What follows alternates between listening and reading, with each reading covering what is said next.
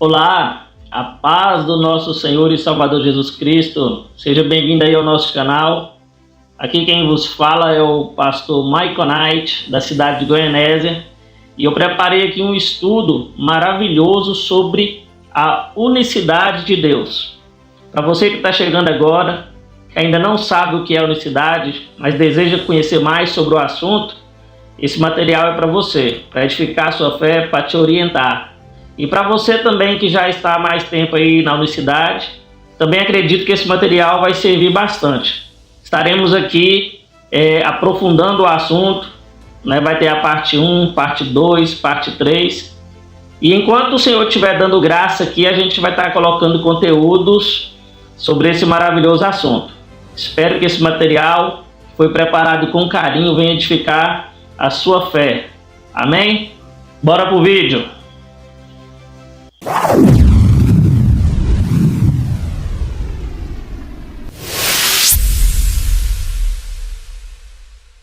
O que é a unicidade de Deus? A unicidade de Deus é a doutrina que defende o monoteísmo bíblico e apresenta a Deus como sendo único, um único ser. Se você não edifica a sua fé sobre o monoteísmo que a Escritura apresenta, você não está sustentado, você não está edificado na palavra de Deus como ela é. Eu quero citar aqui para vocês aqui, para iniciar o nosso estudo, Deuteronômio capítulo 6 e o versículo 4 e apresentar o contexto. Mas antes disso, por que eu vou apresentar esse texto? Porque vocês lembram quando Jesus conversou com a mulher samaritana? E aí ela fala para Jesus bem assim, nós samaritanos, adoramos a Deus aqui nessa montanha. Mas vocês, judeus, dizem que lá em Jerusalém é o lugar que se deve adorar. E aí então Jesus ele vai responder para aquela mulher, ele fala bem assim, vocês, samaritanos, adoram o que não sabem e não conhecem. Mas nós adoramos o que sabemos e conhecemos, porque a salvação ela vem dos judeus. Então é preciso nós entendermos como é que um judeu pensa, né? Qual que era a fé de um judeu? Já parou para pensar? Veja aqui, olha o que está escrito aqui em Deuteronômio, capítulo 6, o versículo 4. E eu vou pegar aqui também um pouco do contexto. Presta atenção na leitura. Aqui diz assim, Ouve, ó Israel, o Senhor nosso Deus é o único Senhor. No texto hebraico está bem assim, Chamai Israel, Adonai Elohim, Adonai Echad. Que aí a tradução mais correta seria, Ouve, ó Israel, o Senhor nosso Deus é um. Aí você vai ter ali o Echad, sendo o numeral cardinal, que ele está tendo a função de adjetivo. Ou seja, está qualificando ali o substantivo no sentido quantitativo. Ou seja, mostrando que Deus, ele é um só. Olha que interessante. E aí fala bem assim a continuação, Amarás, pois, o Senhor teu Deus, de todo o teu coração, de toda a tua alma e de todas as tuas forças.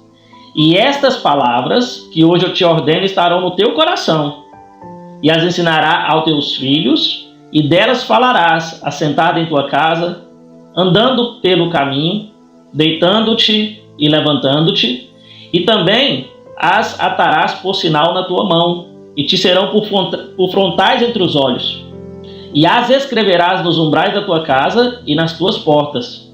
Quando, pois, o Senhor teu Deus te introduzir na terra que jurou aos teus pais, Abraão, Isaque e Jacó, que te daria com grandes e boas cidades que tu não edificaste, guarda-te que não esqueça do Senhor que te tirou da terra do Egito, da casa da servidão. E aqui nós temos então, olha para você ver que interessante, né? Ouve Israel, o Senhor nosso Deus é um, e essa verdade tem que estar no seu coração. Você tem que ensinar ao teu filho, a toda a tua casa, a toda a tua família. E o Senhor, para que você não esqueça, né? Coloque nos umbrais da porta, coloque como filactéria entre os olhos. Então é muito sério para um judeu, né? Eles estão fundamentados no monoteísmo absoluto. Lembrando que Deuteronômio capítulo 6, versículo 4, é uma repetição de Êxodo capítulo 20, versículo 1, aonde ali nós temos como primeiro mandamento, né? O Senhor ele fala com Moisés assim, Êxodo capítulo 20, o versículo 1, 2 e 3. Vamos lá. Está escrito assim, Então falou Deus todas essas palavras dizendo, Eu sou o Senhor teu Deus, que te tirei da terra do Egito, da casa da servidão. não terás outros deuses diante de mim. Isso é muito sério, né, meus irmãos? Não terás outros deuses diante de mim. Então Deus, ele se apresenta nas Escrituras Sagradas como sendo um único Deus. Só para a gente fortalecer mais essa ideia, eu quero apresentar aqui para vocês mais algumas escrituras. Estou aqui agora com Isaías capítulo 43 e o versículo 10. Olha o que o Senhor Deus, ele diz na sua palavra. Vós sois as minhas testemunhas, diz o Senhor, e meu servo a quem escolhi, para que saibais e me creais e entendais que eu sou o mesmo, e que antes de mim Deus nenhum se formou, e depois de mim nenhum haverá. Eu sou o Senhor, e fora de mim não há Salvador. Eu anunciei, eu salvei, e eu fiz ouvir. E Deus estranho não houve entre vós, pois vós sois as minhas testemunhas, diz o Senhor, eu sou Deus. Ainda antes que houvesse dia, eu sou, e ninguém há que possa fazer escapar das minhas mãos. Agindo eu, quem impedirá?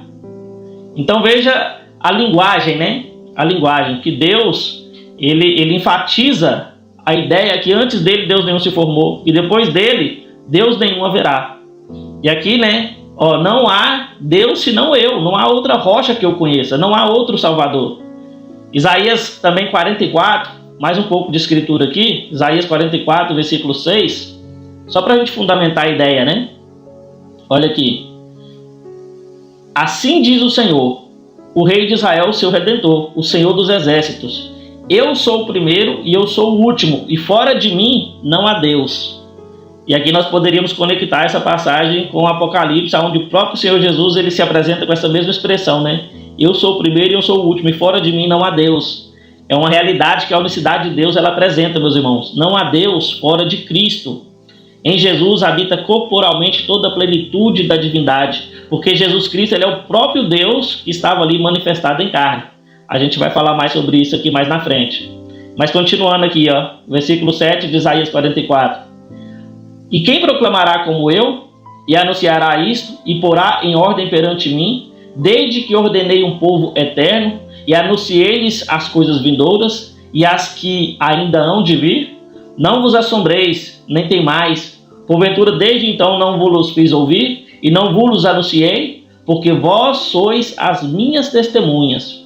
Porventura há outro Deus fora de mim? Não há outra rocha que eu conheça. Olha que maravilha, meus irmãos. Há outro Deus fora de mim? Não há outra rocha que eu conheça. Quem que é a rocha? Não é Cristo?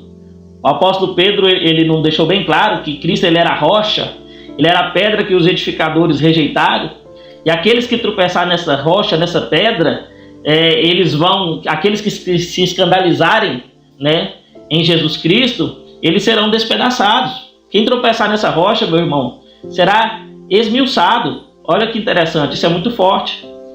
E para fechar aqui esse pensamento, Oséias capítulo 13 e o versículo 4. Olha o que está escrito. Todavia, eu sou o Senhor teu Deus desde a terra do Egito. Portanto, não reconhecerás outro Deus além de mim, porque não há Salvador senão eu.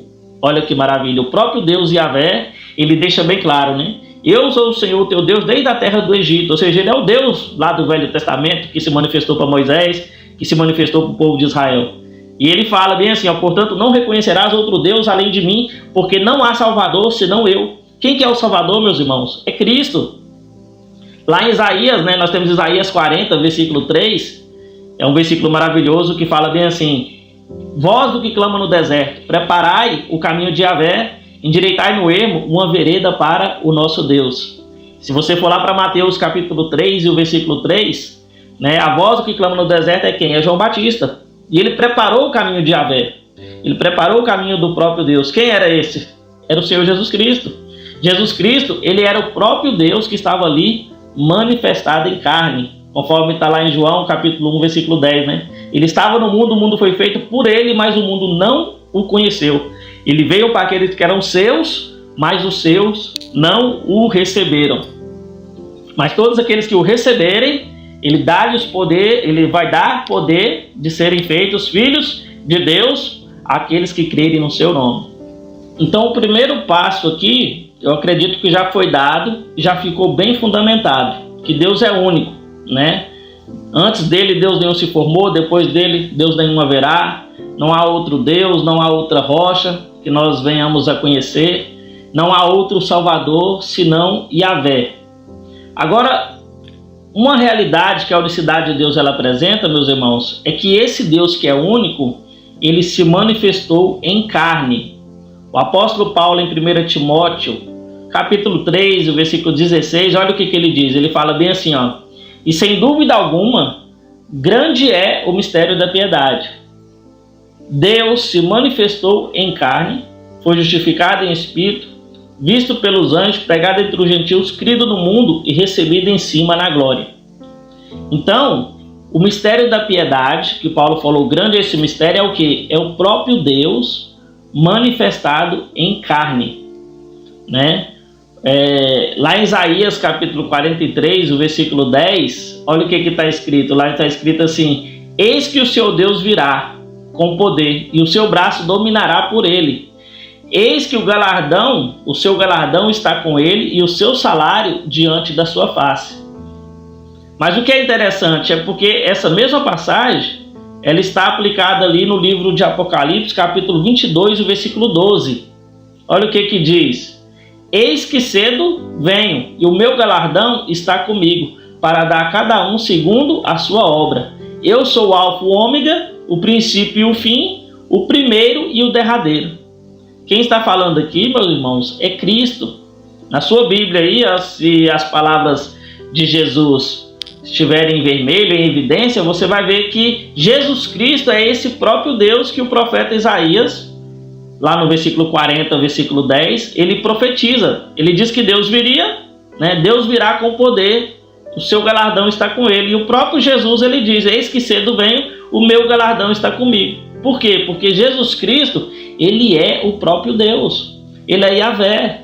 Ele é o Deus que veio em carne, né? Depois nós vamos explicar a questão de Deus manifestado em carne, porque o apóstolo Paulo, ele diz que, sem dúvida alguma, grande é esse mistério.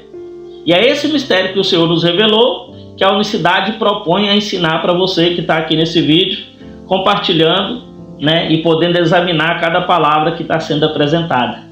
Então, dito isto, agora nós vamos para Hebreus capítulo 2 e o versículo 14.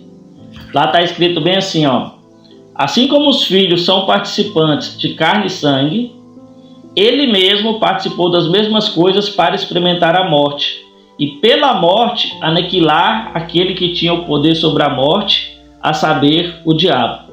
Deus é espírito, e como espírito, não tinha como Deus experimentar a morte. Ele não podia morrer, porque ele, como espírito, ele é o Deus imortal, né? Mas, ao ser participante de carne e sangue da nossa natureza, aí sim ele pôde experimentar a morte. Então, para se cumprir a escritura do profeta Isaías, né, lá em Isaías 43, o versículo 11, né, eu sou o Senhor e fora de mim não há Salvador, nós entendemos, né, dentro da unicidade, nós entendemos que esse texto, ele está se referindo à pessoa de Jesus Cristo, porque o apóstolo Paulo, ele diz que em Jesus habita corporalmente toda a plenitude da divindade. Não há Deus fora de Cristo. Jesus nunca apresentou o Pai como sendo uma outra pessoa. Né? Lá no Evangelho de João, quando Jesus fala para os seus discípulos assim: se vós conheceis a mim, também conhecereis o meu Pai. Desde agora o conheceis e o tendes visto. E aí então Filipe pergunta: Senhor, mostra-nos o Pai, que isso nos basta. A resposta de Jesus para Filipe foi: Filipe, estou há tanto tempo convosco, Filipe. Como dizes tu, mostra-nos o Pai? Por que Jesus falou isso, irmãos? Porque Jesus, ele é o próprio Deus. Esse era o entendimento que os seus discípulos receberam. Depois a gente vê lá em 1 João, né, em capítulo 5, versículo 20, aonde eles fazem a confissão, que tem que ser também a nossa confissão.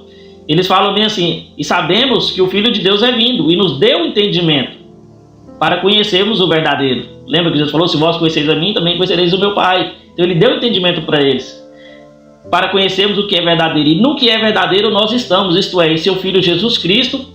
Este é o verdadeiro Deus e a vida eterna. E nós temos um artigo definido, viu, irmãos? Quando o texto diz que este é o verdadeiro Deus e a vida eterna, aí lembra do fundamento, aonde o próprio Deus diz: antes de mim Deus nenhum se formou, depois de mim Deus nenhum haverá. Deus é um.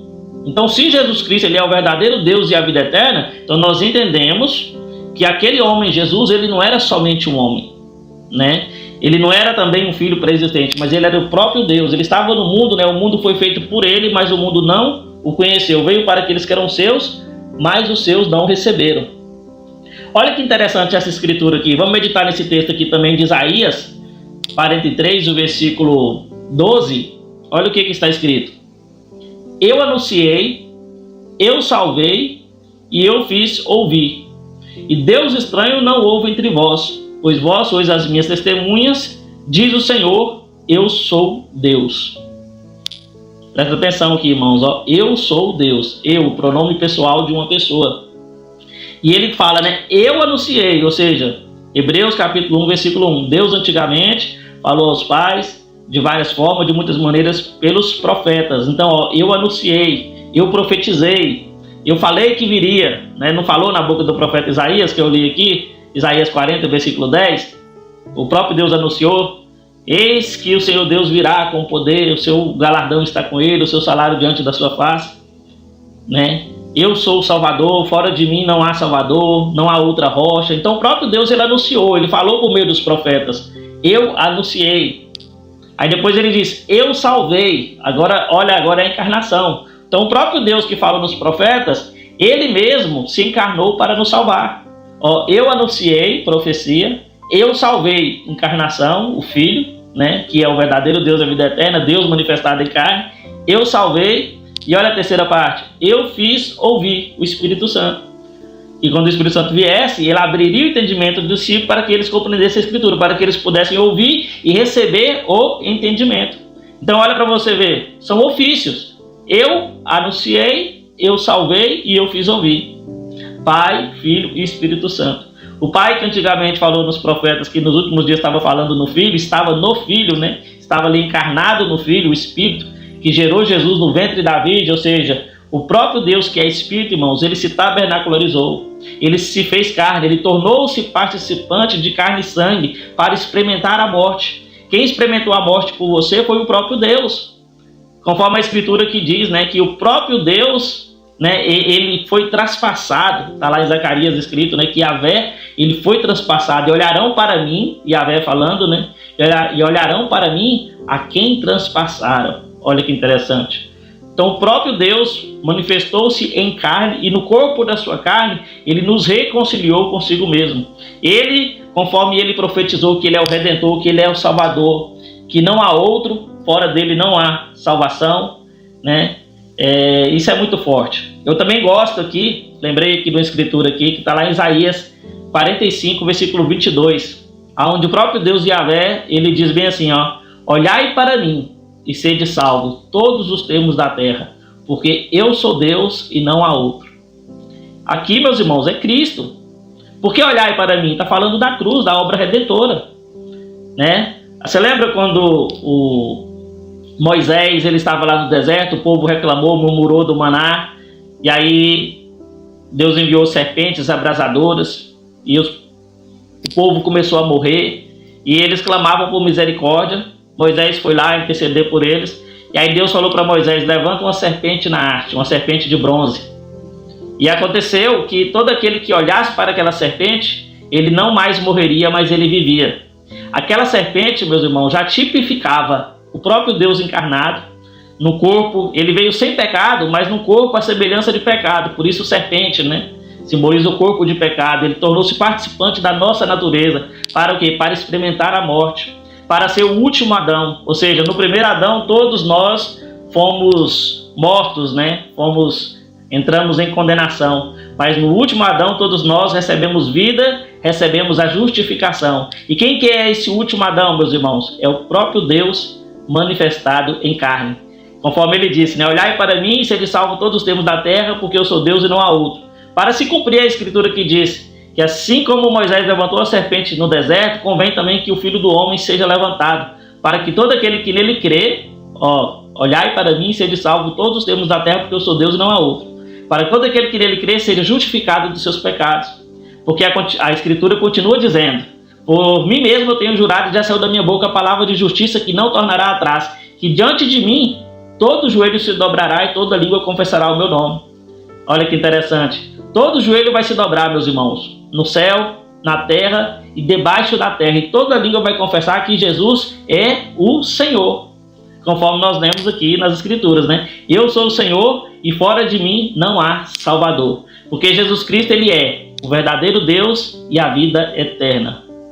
O apóstolo Paulo, ele também fala lá em Colossenses capítulo 1, versículo 15, ele fala bem assim: o qual é a imagem do Deus invisível, primogênito de toda a criação, porque nele foram criadas todas as coisas que há nos céus, na terra, visíveis e invisíveis, sejam tronos, sejam dominações, principados, potestades, tudo foi criado por ele e para ele.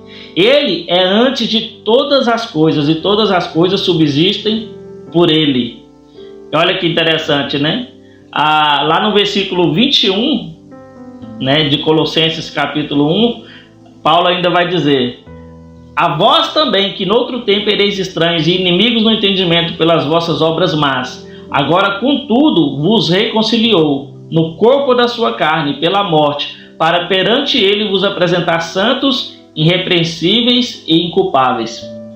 Lá ainda em Tito, Paulo vai confirmar quando ele fala bem assim, lá em Tito capítulo 2, versículo 11: porque a graça de Deus se há manifestado, trazendo salvação a todos os homens, ensinando-nos que, renunciando toda impiedade e injustiça, vivamos nesse presente século sóbrio, justo e piamente, aguardando a bem-aventurada esperança e o aparecimento da glória do nosso grande Deus e Salvador, Jesus Cristo, o qual se deu a si mesmo por nós para nos remir de toda iniquidade e purificar para si um povo seu, especial, zeloso e de boas obras. Fala disso, exorta, repreende com toda autoridade, ninguém te despreze. Então, vocês entenderam, meus irmãos, no tanto que a Escritura ela vai se... É como um quebra-cabeça que vai montando, né? Onde Deus ele é apresentado como o único Deus, ele se apresenta como sendo o Redentor, como sendo o Salvador. Nós vemos essa realidade acontecendo em Cristo Jesus, onde o próprio Deus encarnado, ele cumpre as suas promessas, e isso agora é aplicado a nós, ao seu povo. Então cabe a nós o que agora? A nos alegrar com essa mensagem e cremos. Lá em João capítulo 8, versículo 24, está escrito assim, ó: por isso eu vos disse que morrereis em vossos pecados, porque se não credes que eu sou, morrereis em vossos pecados. E aí quando Jesus fala isso, né, os fariseus ali, os judeus, eles perguntam para Jesus: disseram-lhe, pois, quem és tu? E Jesus então respondeu: isso mesmo que desde o princípio eu vos disse. Tá vendo? Desde o princípio, estava lá nas Escrituras, nas profecias. Aí ele fala assim: muito tenho que dizer e julgar de vós, mas aquele que me enviou é verdadeiro, e o que dele tem ouvido, isso fala ao mundo. Aí o texto vai dizer bem assim, ó: mas não entenderam eles que ele lhes falava do Pai. Quando Jesus ele fala essa expressão, se não credes que eu sou, morrereis em vossos pecados, ele está falando do Deus que está ali nele, porque a humanidade é o tabernáculo da divindade. O Filho, ele é o quê? Ele é a imagem, a materialização do Deus Espírito, né? O Espírito do ventre da Virgem, ele gerou um tabernáculo. Então o Filho é o quê? O Filho é o tabernáculo, é a natureza humana deste Deus único que é Espírito. Então essa é a grande revelação, esse é o grande mistério da piedade, aonde nós conseguimos ver Deus na sua plenitude, na pessoa bendita de Jesus Cristo. Então, como eles não entenderam que Jesus falava do Pai, o debate ainda continua. No versículo 56, ainda do capítulo 8, Jesus ele fala para eles, ele continua falando. Ele fala assim: Abraão, vosso pai, exultou por ver o meu dia, e viu e alegrou-se. Então eles disseram então: pois você não tem nem 50 anos e viste Abraão?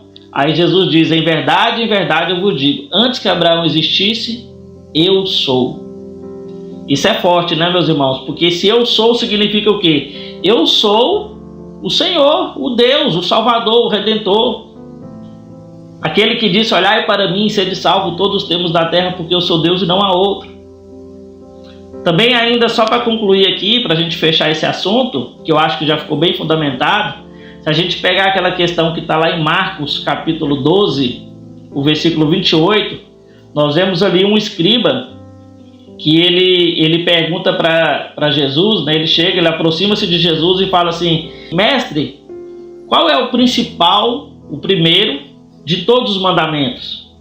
E aí Jesus respondeu: o primeiro de todos os mandamentos é: ouve, ó Israel, o Senhor nosso Deus é um. Amarás, pois, o Senhor teu Deus de todo o teu coração, de toda a tua alma e de todo o teu entendimento e de todas as tuas forças. Este é o primeiro mandamento. E o segundo é semelhante a este: amarás o teu próximo como a ti mesmo. Não há, aí ele fala, não há outro mandamento maior do que estes.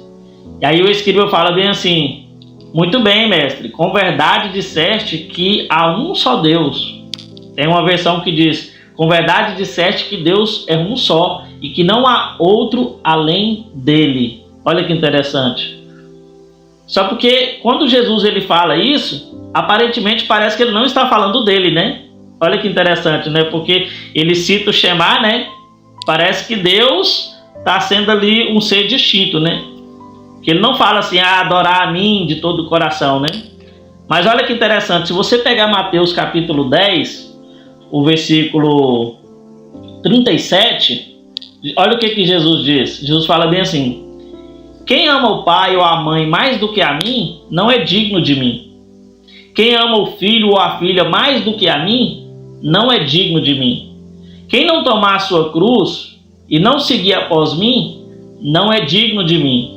Quem achar a sua vida, perdê-la-á. Agora, quem perder a sua vida por amor de mim, achá-la-á. Vocês prestaram atenção?